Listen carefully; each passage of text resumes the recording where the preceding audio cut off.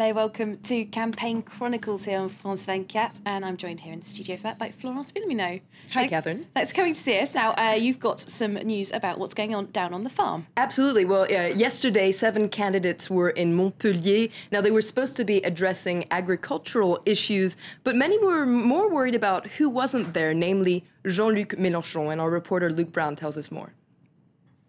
Here in France, agricultural policy is very important. That's why 7 out of the 10 presidential candidates have come to talk at this Congress of France's farmers here in Montpellier. But the man of the moment, Jean-Luc Mélenchon, isn't amongst them.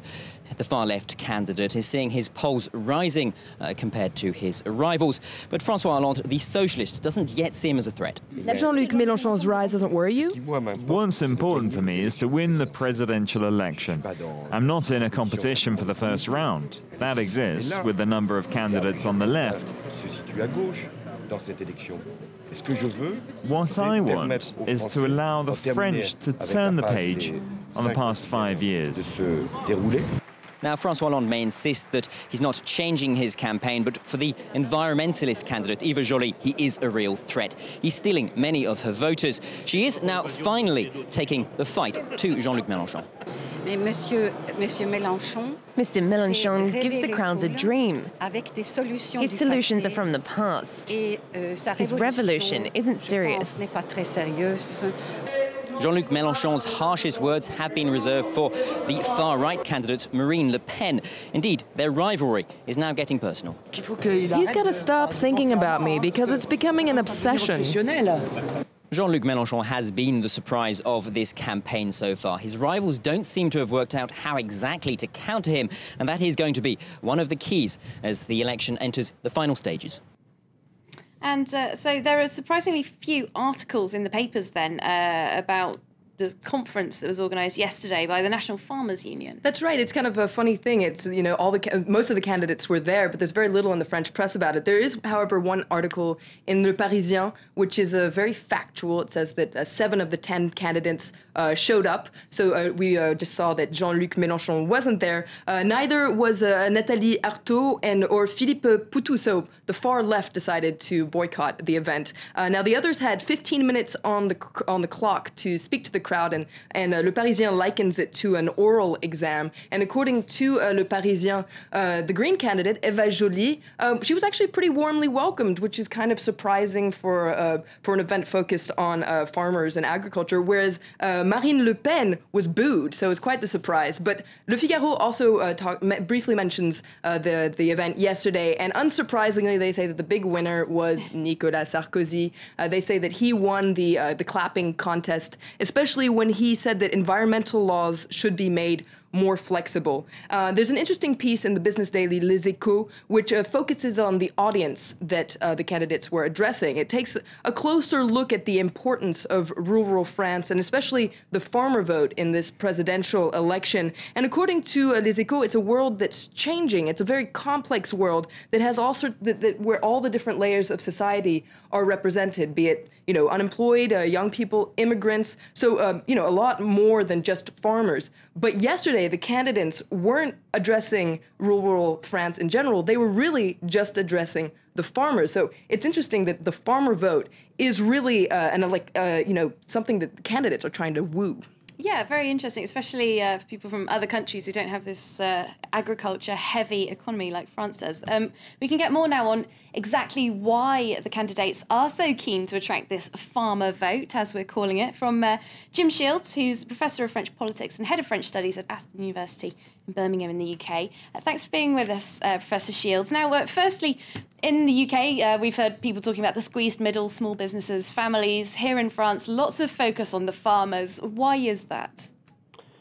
Well, in terms of just numbers, the farmers' vote used to matter a lot more, of course, when the proportion of those within the working population who worked the land was greater. Over 4 million farmers were lost to France in the 20th century, and today there are fewer than 1 million farmers and farm workers. But farmers are still a very important and influential group. And if you count family members and retired farmers, they probably make up something like 3.5 million voters, or around 8% of the electorate. They also, of course, form the core of a much bigger production and distribution base of those who sell their produce, with France being not only self-sufficient in foodstuffs, but also Europe's leading producer and exporter of farm products. So they are a very important constituency, and as President Giscard d'Estaing put it back in the 1970s, agriculture is France's oil, and farmers and an electorate whom candidates still feel it very important to court, not least, of course, because they turn out to vote. And Professor Shields, do farmers tend to vote a certain way? Do we know who they might vote for this year, for instance? Farmers have traditionally voted more to the right than the left, and that's likely to be repeated in this election, with Nicolas Sarkozy predicted around 40% of the farming vote, and Marine Le Pen up somewhere around 17 to 20%. But Sarkozy is not a natural soulmate to farmers, as his predecessor Jacques Chirac was. Sarkozy is a city boy with no rural roots, and unlike Chirac, he was never agriculture minister. So he could be said to be a bit of a strange choice for farmers, especially since he famously or infamously told an angry farmer at an agricultural fair early in his presidency to sod off, casse-toi. Now, Sarkozy is ahead, that is a fact, in the voting intentions, but more, I think, out of natural conservatism among farmer voters than natural affinity for Sarkozy.